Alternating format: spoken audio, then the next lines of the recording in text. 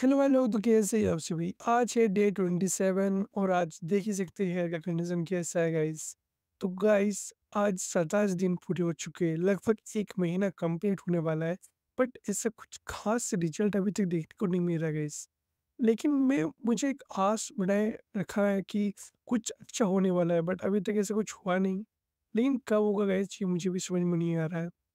बहुत सारे क्रिएटर दिखाते हैं कि ऐसे हो गया, ये लगाने से अच्छा अच्छा होगा। मैं कुछ भी वैसे नहीं दिखा रहा होगा, जो रियलिटी है मैं वही बता रहा हूँ गाइस। मुझे सिर्फ ये बताना है कि क्या रियलिटी है, क्या ऐसे ठीक होता है, नहीं होता है, क्या प्रॉब्लम होता है। मैं वो सब दिखाने जा रहा हूँ गाइस। कुछ भी छुपाने वाला नहीं हूँ।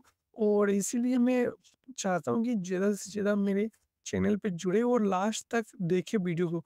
क्या इफ़ेक्ट हो रहा है, कैसे लगाना है और क्या करना है। मैं भी बहुत अभी तक मायूस हूँ गाइस, और अभी तो कुछ कर नहीं सकता गाइस। लेकिन बस इसी उम्मीद पे हूँ कि एक दिन ठीक हो जाएगा गाइस। तो मिलते हैं नेक्स्ट वीडियो में, तब तक टेक केयर, बाय बाय।